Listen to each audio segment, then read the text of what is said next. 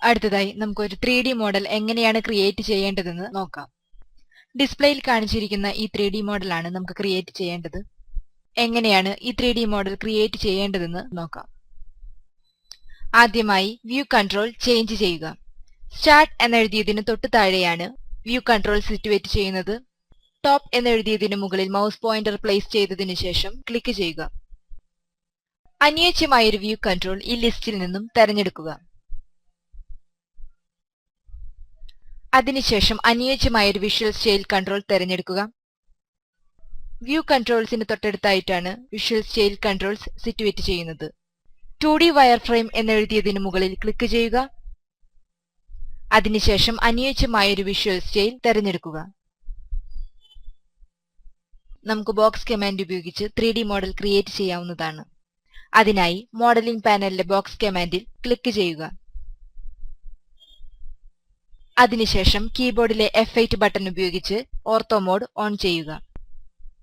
ഒരു first corner specify ചെയ്യുക.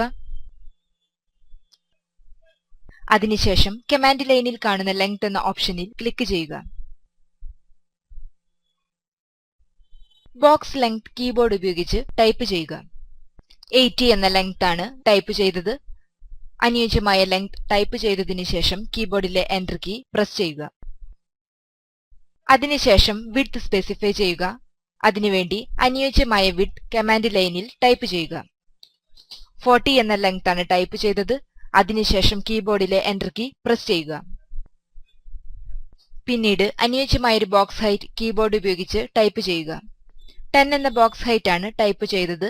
അതിനുശേഷം കീബോർഡിലെ എന്റർ കീ പ്രസ് ചെയ്യുക. ഈ ഒരു പോർഷൻ ക്രിയേറ്റ് ചെയ്തു കഴിഞ്ഞു. അതിനുശേഷം ഈ കാണുന്ന ഭാഗങ്ങൾ ക്രിയേറ്റ് ചെയ്യാം.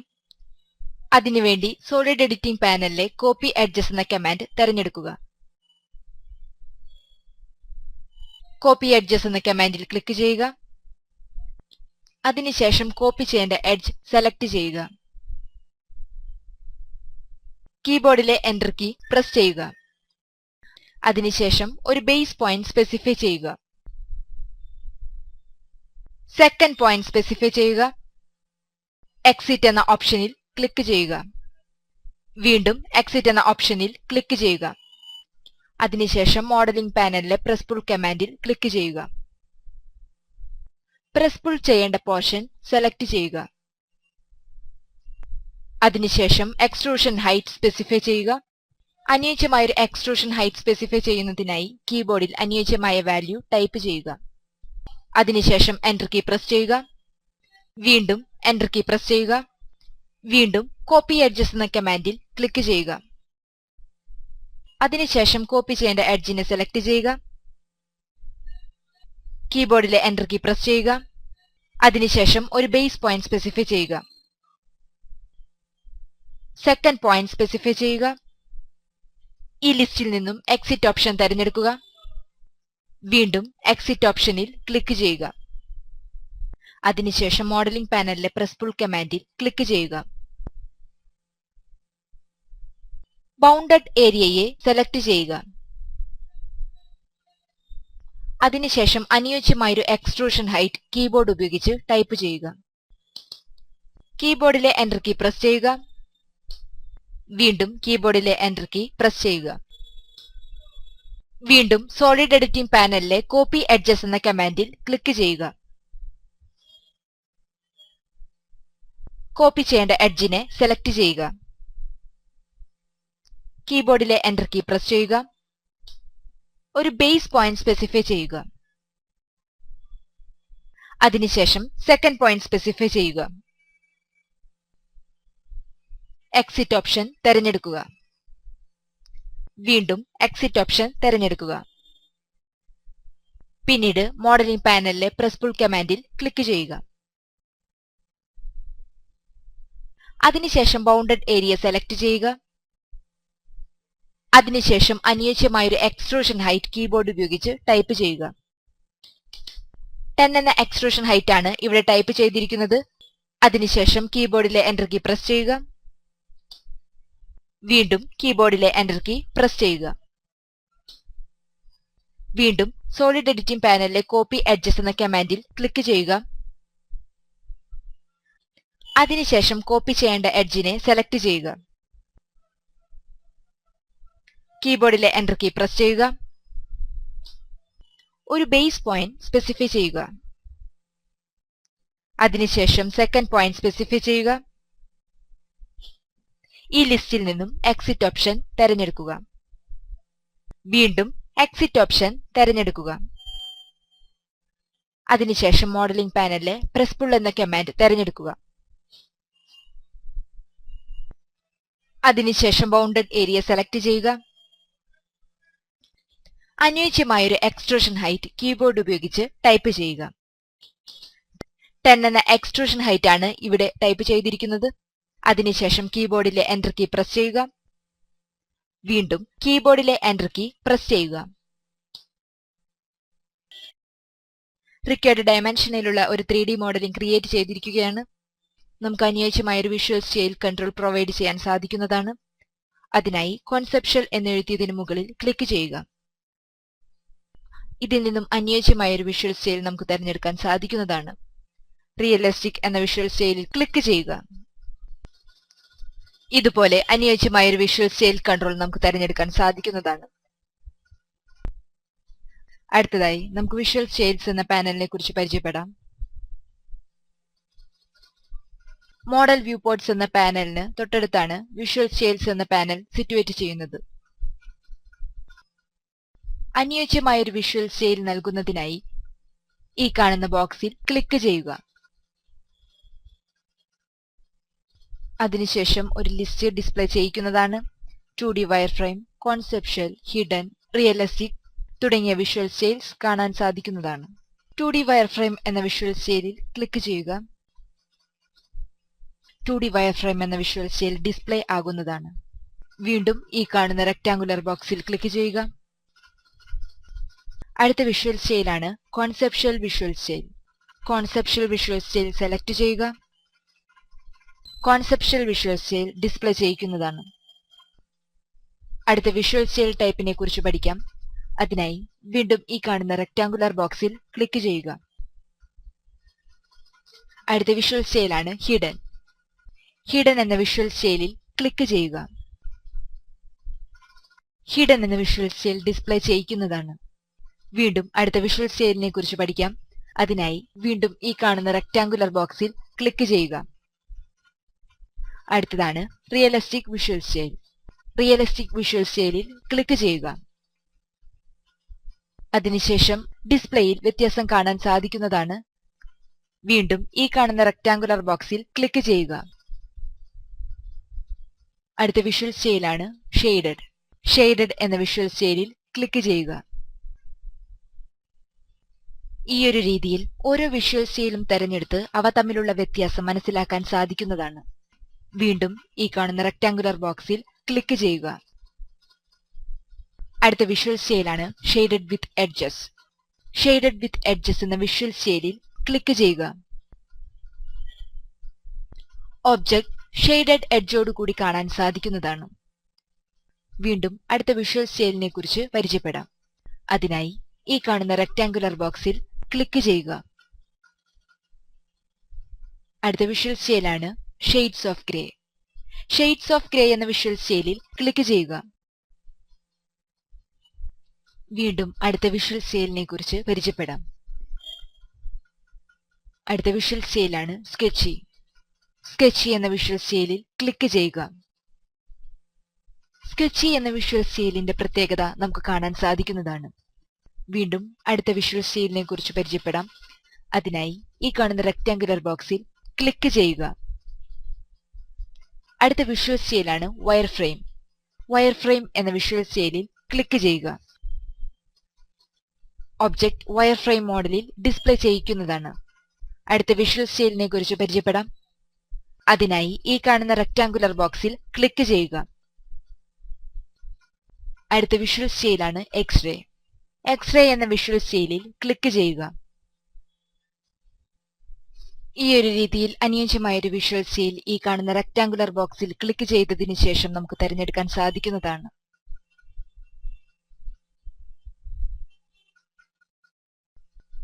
അടുത്തതായി വിഷ്വൽ സ്റ്റൈൽസ് എന്ന പാനലിലെ നോ എഡ്ജസ് എന്ന കമാൻഡിനെ കുറിച്ച് പഠിക്കാം. അതിനായി വിഷ്വൽ സ്റ്റൈൽ ബോക്സിന് തൊട്ടു താഴെ കാണുന്ന കമാൻഡ് ബോക്സിൽ ക്ലിക്ക് ചെയ്യുക. 3 കമാൻഡുകൾ കാണാൻ സാധിക്കുന്നതാണ്. ആദ്യ കമാൻഡാണ് നോ എഡ്ജസ്. ഈ കമാൻഡ് തെരഞ്ഞെടുത്താൽ വ്യൂപോർട്ടിൽ ഒബ്ജക്റ്റിന്റെ എഡ്ജസ് ഡിസ്പ്ലേ ചെയ്യിക്കുന്നതല്ല. നോ എഡ്ജസ് എന്ന കമാൻഡിൽ ക്ലിക്ക് ചെയ്യുക.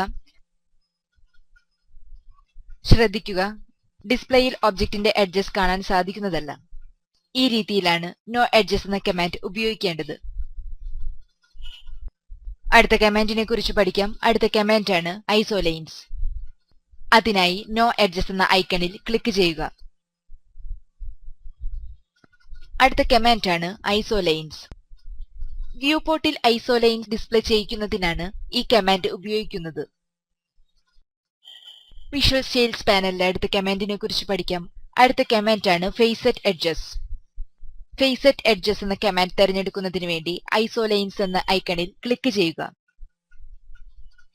വ്യൂപോർട്ടിൽ ഫേസറ്റ് എഡ്ജസ് ഡിസ്പ്ലേ ചെയ്യിക്കുന്നതിനാണ് ഈ കമാൻഡ് ഉപയോഗിക്കുന്നത്. ഫേസറ്റ് എഡ്ജസ് എന്ന കമാൻഡിൽ ക്ലിക്ക് ചെയ്യുക. Facet edges display ചെയ്യിക്കുന്നതാണ്. Facet edges എന്ന കമാൻഡിനെ കുറിച്ച് കൂടുതലായി പഠിക്കാം. അതിനായി വിഷ്വൽ സ്റ്റൈൽ ചേഞ്ച് ചെയ്യുക. ഈ കാണുന്ന ലിസ്റ്റിൽ നിന്നും റിയലിസ്റ്റിക് വിഷ്വൽ സ്റ്റൈൽ തെരഞ്ഞെടുക്കുക. അതിനുശേഷം വിഷ്വൽ സ്റ്റൈൽസ് എന്ന പാനലിലെ ഫേസറ്റ് എഡ്ജസ് എന്ന കമാൻഡ് തെരഞ്ഞെടുക്കുക. ഈ രീതിയിലാണ് ഫേസറ്റ് എഡ്ജസ് എന്ന കമാൻഡ് ഉപയോഗിക്കുന്നത്. വിഷ്വൽ സ്റ്റൈൽസ് എന്ന പാനലിലെ അടുത്ത കമാൻഡിനെ കുറിച്ച് പഠിക്കാം. അടുത്ത കമാൻഡാണ് ഹൈഡ്. വിഷ്വൽ സ്റ്റൈൽ ബോക്സിന്റെ തൊട്ടു താഴെയാണ് ഹൈഡ് എന്ന കമാൻഡ് സിറ്റുവേറ്റ് ചെയ്യുന്നത്. ഒരു 3D മോഡലിനെ ഹിഡൻ ലൈനായി സപ്രസ് ചെയ്യുന്നതിനാണ് ഹൈഡ് എന്ന കമാൻഡ് ഉപയോഗിക്കുന്നത്. ഹൈഡ് എന്ന കമാൻഡിൽ ക്ലിക്ക് ചെയ്യുക. 3D മോഡൽ ഹിഡൻ ലൈൻസ് ആയി മാറിയിരിക്കുകയാണ്. വിഷ്വൽ സ്റ്റൈൽ പാനലിലെ അടുത്ത കമാൻഡിനെ കുറിച്ച് പഠിക്കാം. വിഷ്വൽ സ്റ്റൈൽ ബോക്സിന് തൊട്ടു താഴെയാണ് ഫേസ് സ്റ്റൈൽ കമാൻഡ്സുകൾ സിറ്റുവേറ്റ് ചെയ്യുന്നത്. ഫേസ് സ്റ്റൈൽ കമാൻഡ്സിനെ കുറിച്ച് പരിചയപ്പെടാം. അതിനായി ഈ കാണുന്ന ബോക്സിൽ ക്ലിക്ക് ചെയ്യുക.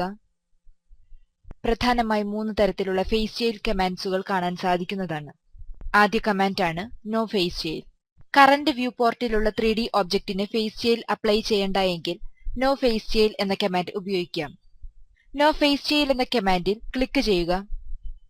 കറന്റ് വ്യൂ പോർട്ടിലെ ഫേസ് സ്റ്റൈൽ ഹിഡൻ ആയിരിക്കുന്നത് നമുക്ക് ഡിസ്പ്ലേയിൽ കാണാൻ സാധിക്കുന്നതാണ്. അടുത്ത ഫേസ് സ്റ്റൈൽ കമാൻഡിനെ കുറിച്ച് പഠിക്കാം. അതിനായി ഈ കാണുന്ന ബോക്സിൽ ക്ലിക്ക് ചെയ്യുക. അടുത്ത കമാൻഡാണ് realistic face style. Current view പോർട്ടിലെ 3D ഒബ്ജക്റ്റിന് റിയലിസ്റ്റിക് ഫേസ് സ്റ്റൈൽ അപ്ലൈ ചെയ്യാനാണ് ഈ കമാൻഡ് ഉപയോഗിക്കുന്നത്. റിയലിസ്റ്റിക് ഫേസ് സ്റ്റൈൽ എന്ന കമാൻഡിൽ ക്ലിക്ക് ചെയ്യുക. കറന്റ് വ്യൂ പോർട്ടിലെ 3D ഒബ്ജക്റ്റിന് റിയലിസ്റ്റിക് ഫേസ് സ്റ്റൈൽ അപ്ലൈ ആയിരിക്കുന്നത് നമുക്ക് ഡിസ്പ്ലേയിൽ കാണാൻ സാധിക്കുന്നതാണ്.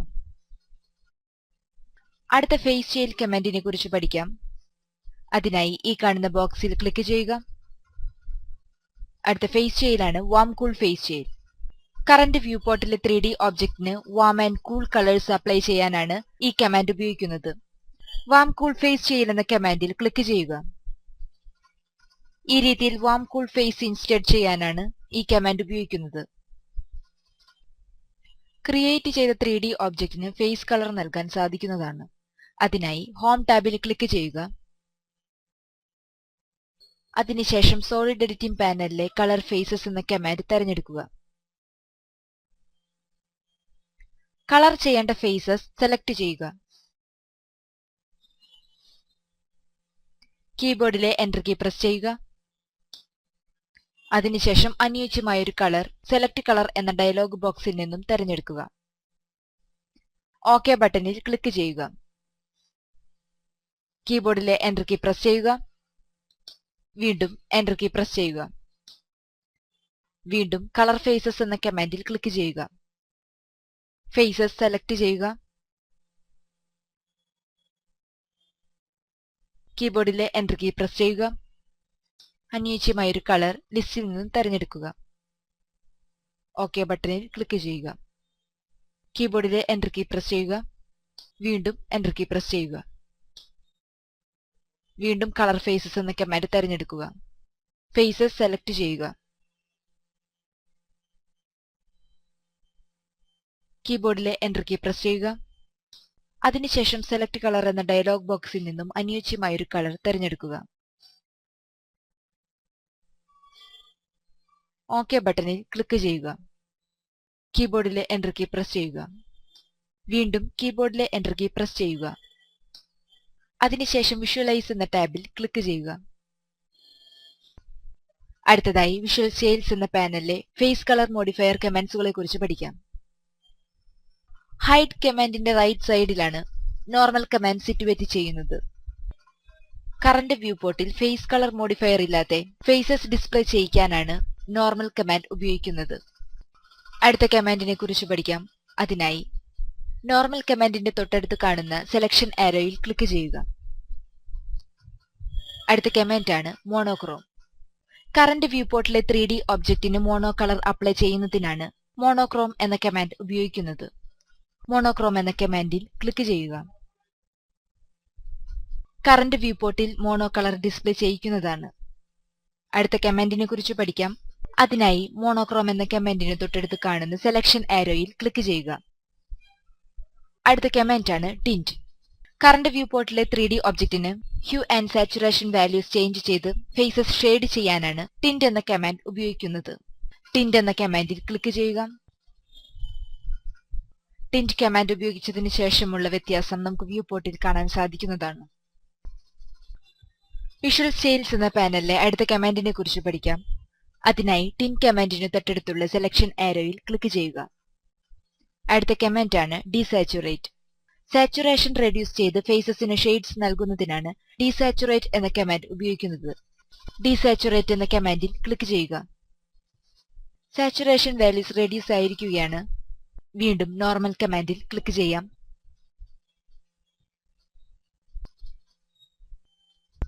നോർമൽ കമാൻഡ് കറന്റ് വ്യൂ പോർട്ടിൽ ഫേസ് കളർ മോഡിഫയർ ഇല്ലാതെ 3D ഒബ്ജക്റ്റിനെ ഡിസ്പ്ലേ ചെയ്യിക്കുന്നതാണ്. വിഷ്വൽ സ്റ്റൈൽസ് എന്ന പാനലിലെ അടുത്ത കമാൻഡിനെ കുറിച്ച് പഠിക്കാം. അടുത്ത കമാൻഡാണ് എക്സ്റേ എഫക്ട്. വിഷ്വൽ സ്റ്റൈൽസ് എന്ന പാനലിലെ ഫേസ് സെറ്റ് എഡ്ജസ് എന്ന കമാൻഡിന് തൊട്ടു താഴെയാണ് എക്സ്റേ എഫക്ട് എന്ന കമാൻഡ് സിറ്റുവേറ്റ് ചെയ്യുന്നത്. ക്രിയേറ്റ് ചെയ്ത ഒബ്ജക്റ്റിനു വേണ്ടി preset level of transparency turn on ചെയ്യുവാനും ടേൺ ഓഫ് ചെയ്യുവാനുമാണ് എക്സ്റേ എഫക്ട് എന്ന കമാൻഡ് ഉപയോഗിക്കുന്നത്. ഈ കമാൻഡ് ഉപയോഗിക്കുന്നതിനു വേണ്ടി എക്സ്റേ എഫക്ട് എന്ന ഐക്കണിൽ ക്ലിക്ക് ചെയ്യുക. Preset level of transparency turn on ആയിരിക്കുന്നത് നമുക്ക് ഡിസ്പ്ലേയിൽ കാണാൻ സാധിക്കുന്നതാണ്. ഒബ്ജക്റ്റിന്റെ ട്രാൻസ്പെറൻസി ലെവൽ കൺട്രോൾ ചെയ്യാൻ സാധിക്കുന്നതാണ്. അതിനായി എക്സ്റേ എഫക്ട് എന്ന കമാൻഡിന്റെ തൊട്ടു റൈറ്റ് സൈഡിലുള്ള ഒപ്പാസിറ്റി എന്ന കമാൻഡ് ഉപയോഗിക്കാവുന്നതാണ്. മൗസിന്റെ ലെഫ്റ്റ് ബട്ടൺ പ്രസ് ചെയ്തതിനു ശേഷം ഡ്രാഗ് ചെയ്താൽ നമുക്ക് ഒപ്പാസിറ്റി ലെവൽ കൺട്രോൾ ചെയ്യാൻ സാധിക്കുന്നതാണ്. അനുയോജ്യമായ ഒപ്പാസിറ്റി ലെവൽ നമുക്ക് ഈ വിധത്തിൽ തിരഞ്ഞെടുക്കാം.